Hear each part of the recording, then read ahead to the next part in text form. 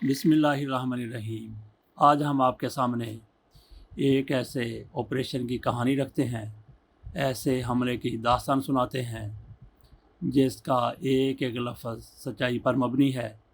America की तरफ से अपने यरगमालियों को छुड़ाने के लिए ईरान पर हमला किया गया।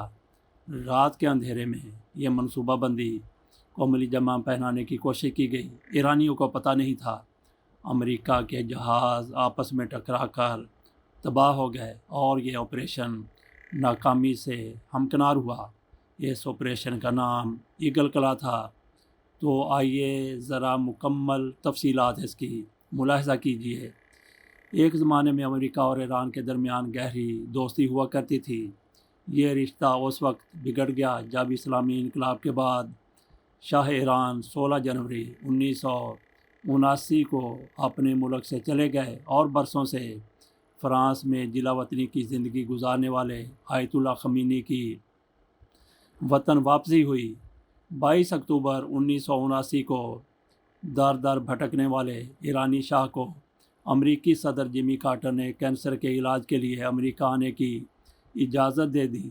2 नवंबर को तेहरान के वक्त के मुताबिक सुबह 10:30 बजे अमरीकी सफारत खाने के political officer Elizabeth N Swift ने वाशिंगटन डीसी में अमरीकी महकमा खारजा के ऑपरेशन सेंटर को एक हंगामी फ़ोन कॉल की, जिसमें बताया गया कि ईरानियों का एक बहुत बड़ा हजूम दीवार फलांग कर उनके हाथे में दाखिल हो गया है। इस पॉलिटिकल सेक्रेटरी की तरफ से ये भी बताया गया कि किसी भी वक्त भीड़ का सफारत खाने पर कब्ज़ा हो सकता है, लिहाजा हमारे अमले ने तमाम खुफिया दस्तावेज़ात नज़र आतश करना शुरू कर दी हैं। दोपहर तक ईरानियों ने सफारत खाने की पहली मंजिल में आग लगा दी ताकि तमाम मुलाजमीन खौफज़दा होकर बाहर आ जाएं। 12:20 पर सफारत खाने के अमले को मरकज़ी दरवाज़े खोलने पर मजबूर होना पड़ा। अमरीकी महकमा खारजा के साथ मुस्तकिल राब्ते में स्विफ्ट के आखिरी अल्फाज ये थे, वी आर गोइंग डाउन, यानी हम नीचे जा रहे हैं। थोड़ी देर बाद पूरी दुनिया ने अमरीकी सफारत खानों का परेशान कौन मंजर देखा, जिसमें उनकी आंखों पर पट्टी बंधी हुई थी और वो हज़ारों लोगों के सामने अमरीकी सदर जिमी कार्टर ने 53 अमरीकी यरगमालियों को बाजियाब करवाने की हर मुमकिन कोशिश की, लेकिन वो नाकाम रहे। जिमी कार्टर ने अपनी सवाने उम्री A for life reflection eight 90 में लिखा, मैंने आयतुल्ला को मुतनब्बे किया कि अगर किसी यरगमाली को नुकसान पहुंचा तो मैं बैरूनी दुनिया से ईरान का राब्ता ख़त्म कर दूंगा। अगर ईरान ने किसी भी यरगमाली को मारने की जसारत की तो अमेरिका ईरान पर हमला कर देगा। जिमी कार्टर कहते हैं कि उन्होंने मेरे इंतबाह को संजीदगी से लिया और अमेरिकी यरगमालियों की देखभाल में एहतियात बरती। एक यरगमाली के हाथ पर फालिज का असर हुआ तो ईरानियों ने उसे फ़ौरन रिहा कर दिया। जब तमाम यरगमालियों को रिहा कराने की तमाम कोशिशें नाकाम हो गईं तो कार्टर ने उन्हें रिहा करने के लिए फ़ौजी ऑप्शन का इंतखाब किया। इस मुहिम का नाम ऑपरेशन ईगल कला रखा गया। कर्नल चार्ली बैकविद को इस मुहिम का सरबराह बनाया गया। बाद में उनकी टीम के एक रुकन वेड एस्टिमोटो ने एक इंटरव्यू में कहा, ज़ाती तौर पर मुझे इस मुहिम के कामयाब होने की बहुत कम उम्मीद थी।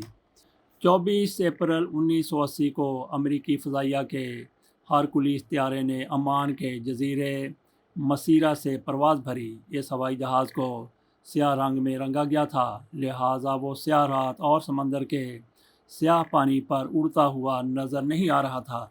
मार्क बाउडन अपनी किताब गेस्ट्स ऑफ द आयतुल्ला में लिखते हैं, त्यारे की कोई लाइट्स नहीं जल रही थी। अंदर अमरीकी फ़ौज के 74 फ़ौजी त्यारे के फ़र्श पर लेटे थे। त्यारे के सिर्फ 11 रुकनी अमले को बैठने के लिए नशिस्तें दी गई थीं। हवाई जहाज़ में मौजूद फ़ौजियों के अलावा एक जीप, 5 मोटरसाइकिलें, हैवी एल्यूमीनियम की 5 बड़ी चादरें भी रखी हुई थीं। त्यारे ने 250 फुट की बुलंदी पर ईरान के साहिल को अबूर किया ताकि ईरानी रडार की गिरफ्त में ना आ सके। त्यारा साहिल अबूर करते ही 5000 फुट की बुलंदी पर पहुंच गया। 1 घंटे के बाद इसी जगह से मज़ीद 3 तैयारों ने उड़ान भरी। उनमें से एक त्यारे में بیک ووڈ کے دستے باقی افراد سوار تھے۔ فوجیوں کی کل تعداد اب 132 ہو گئی تھی۔ باقی طیاروں کے اندر ربر کے غباروں میں جسٹن ولیمسن اپنی کتاب Operation Eagle Claw disastrous bid to end Iran hostage crisis میں لکھتے ہیں، ہر فوجی کو جعلی پاسپورٹ اور ویزا دیا گیا تھا۔ اس کی وجہ یہ تھی کہ اگر یہ مہم ناکام ہو جاتی ہے تو یہ لوگ اپنی مہارت سے ایران سے نکل سکیں۔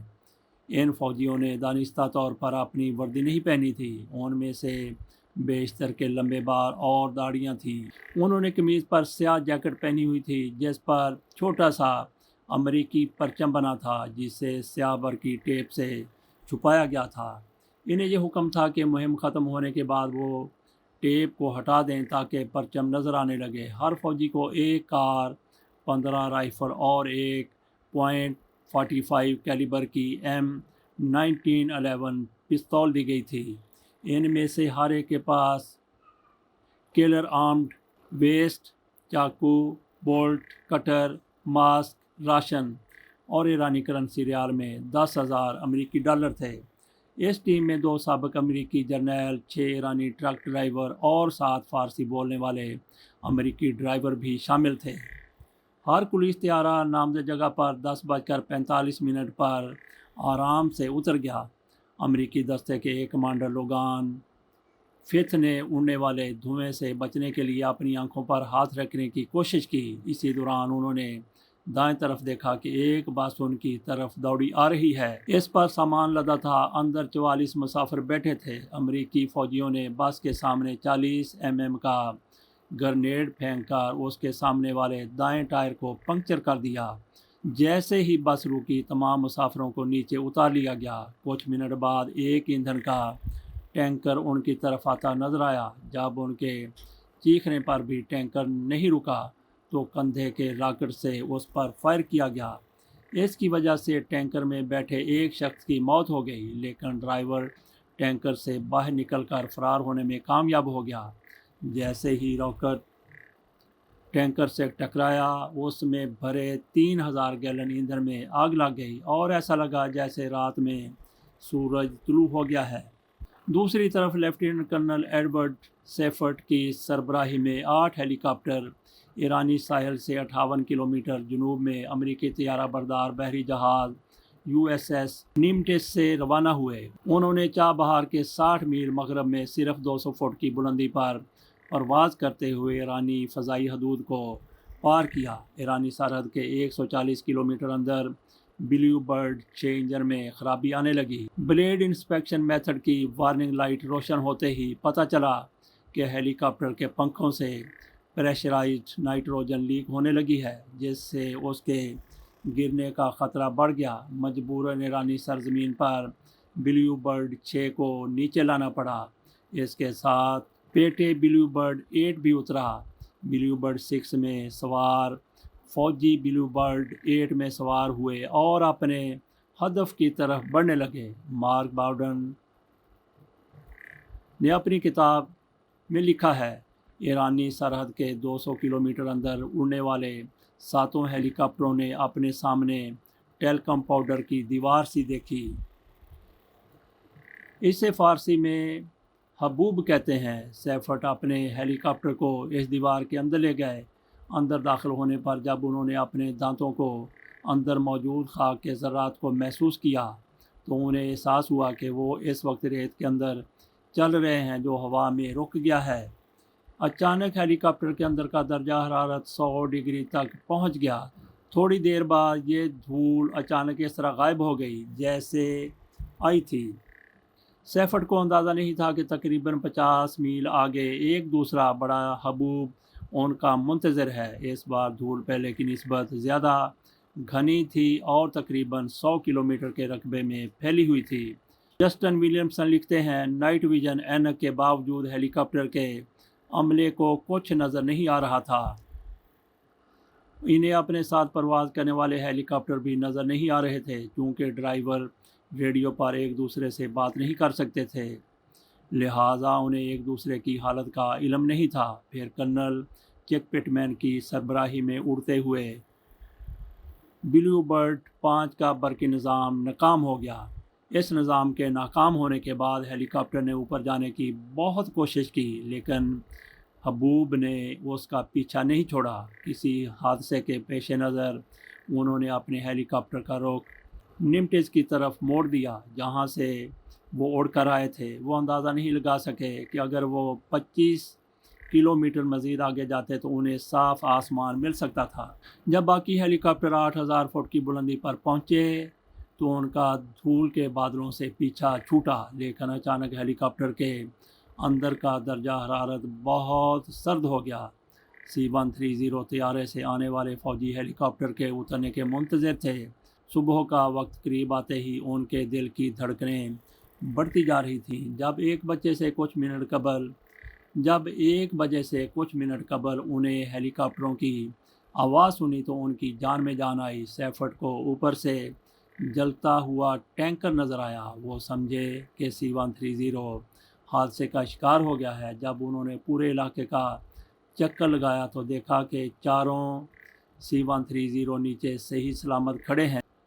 نیچے آتے ہی ہیلی کاپٹروں میں ایندھن بھرا جانے لگا۔ اب ایران کے صحرا میں 6 ہیلی کاپٹروں سمیت 10 طیارے کھڑے تھے اور کانوں کا بہرا کر دینے والا شور، تاریکی اور اڑتی ہوئی ریت ایک عجیب سا ماحول پیدا کر رہی تھی۔ وہاں نہ تو کمانڈ سینٹر تھا اور نہ ہی فوجیوں نے وردی پہن رکھی تھی کہ پتہ چلے کہ انچارج کون ہے۔ پھر اچانک ایک ہیلی کاپٹر بلیو برڈ 2 کے پنکھوں نے گردش کرنا بند کر دیا۔ جب کرنل جیمسن کیلی نے ہیلی کاپٹر کے ڈرائیوروں سے بات کی تو انہیں اطلاع دی گئی کہ ہیلی کاپٹر اب اڑنے کی حالت میں نہیں ہے۔ بعد میں کرنل جیمس کیلی نے جان رابرٹس ایڈیسن کے ساتھ مل کر دا گٹس ٹو ٹرائی نامی کتاب لکھی۔ انہوں نے لکھا کہ ہائیڈرولک نظام کے خراب ہونے کی وجہ سے ہیلی کاپٹر غیر محفوظ ہو گیا تھا، لیکن بیک ووڈ پھر بھی چاہتے تھے کہ پائلٹ اسے اڑانے کی کوشش کرے، لیکن میں نے ان کی بات نہیں سنی۔ اب صرف 5 ہیلی کاپٹر بچے تھے اور یہ فیصلہ پہلے سے کیا گیا تھا کہ اگر ہمارے پاس 6 میں سے کم ہیلی کاپٹر ہوں گے تو ہم آپریشن کو آگے نہیں بڑھائیں گے۔ جب جنرل جیمز واٹ نے واشنگٹن کو یہ بری خبر دی تو وہاں بیٹھے جنرل جونز کو اپنے کانوں پر یقین نہیں آیا۔ جب صدر کارٹر اور ان کے سلامتی کے مشیر بریزنسکی کو اس کا علم ہوا تو انہوں نے پوچھا کہ کیا صرف 5 ہیلی کاپٹر آپریشن جاری رکھ سکتے ہیں؟ جسٹن ولیمسن لکھتے ہیں، اس موقع پر موجود بیک ووڈ اس بات پر ناراض تھے کہ اس معاملے پر اتنی بات کیوں کی جا رہی ہے۔ انہوں نے 3 ماہ قبل جنوری میں ہی جنرل واٹ پر یہ بات واضح کر دی تھی کہ کچھ ہیلی کاپٹروں کے بغیر آپریشن آگے نہیں بڑھایا جا سکتا۔ آخر کار بیک وڈ کو چیخ کر کہنا پڑا کہ نو وے، اگر ہم 5 ہیلی کاپٹروں کے ساتھ جاتے ہیں تو ہمیں 20 یرغمالیوں کو ایران ہی میں چھوڑنا پڑے گا۔ ہمیں بتائیں کہ ہم کن کن کو چھوڑ کر آئیں۔ آخر کار جونز نے ہچکچاتے ہوئے جنرل واٹ سے کہا کہ ہم مہم ختم کرنے کے آپ کے فیصلے سے اتفاق کرتے ہیں۔ پھر ایک اور حادثہ پیش آیا۔ اڑنے کی کوشش کرنے والے ایک ہیلی کاپٹر کا پنکھا نیچے کھڑے طیارے سے ٹکرا گیا۔ ڈیلٹا کے ایک سارجنٹ مائک وائننگ نے جسٹن ولیم کو بتایا، میں نے زوردار آواز سنی ہے، انجنوں سے ٹکرایا اور پھر طیارے کے کاکپٹ پر بائیں طرف آ کر ٹھہر گیا۔ اس سے لگنے والی آگ 300 فٹ تک اوپر جا رہی تھی۔ اس وقت جہاز میں ہمارے عملے کے 33 ساتھی اور 8 افراد سوار تھے۔ جب طیارے کا پچھلا دروازہ کھلا تو اندر کی ہوا کی وجہ سے شعلے مزید بھڑک اٹھے۔ میں نے جلتے طیارے سے نیچے کود کر چھلانگ لگا دی۔ میرا ہاتھ کسی دھات سے ٹکرایا اور انگلیاں۔ آخر کار جہاز میں سوار 41 افراد میں سے 38 کو بچا لیا گیا۔ میں نے اپنی آنکھوں سے دیکھا کہ ریڈ آئی میزائل طیارے کی دیوار کو چیرتا ہوا بیاباں میں گم ہو گیا۔ دوسری طرف مہم کے ختم کیے جانے پر پریشان صدر جمی کارٹر کے پاس جب جنرل جونز کا فون آیا تو ان کی آواز سنتے ہی کارٹر کا چہرہ سفید پڑ گیا۔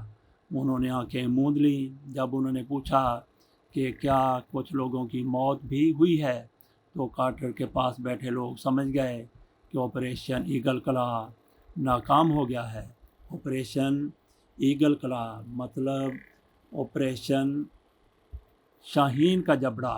اس خبر کے آنے سے پہلے ہی مستعفی ہونے والے وزیر خارجہ سائرس وانس نے کہا، mister president, I am sorry, very sorry. White House کے chief of staff Hamilton Jordan نے دوڑ کر صدر کا غسل خانہ کھولا اور واش بیسن میں قے کی۔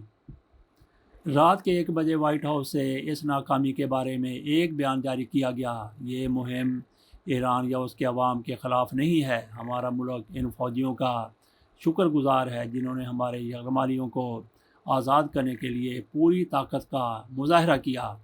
27 اپریل کو کارٹر اور بریزنسکی اس مہم میں حصہ لینے والے فوجیوں سے ملنے کے لیے ورجینیا کے کیمپ پیری گئے۔ وہاں چشم نم سے کرنل بیک ووڈ نے کارٹر سے معافی مانگی اور کہا، I am very sorry sir, very late. 5 دن بعد اس مہم میں مارے جانے والے 8 امریکی فوجیوں کی لاش لے کر انٹرنیشنل ریڈ کراس کا طیارہ جنیوا پہنچا۔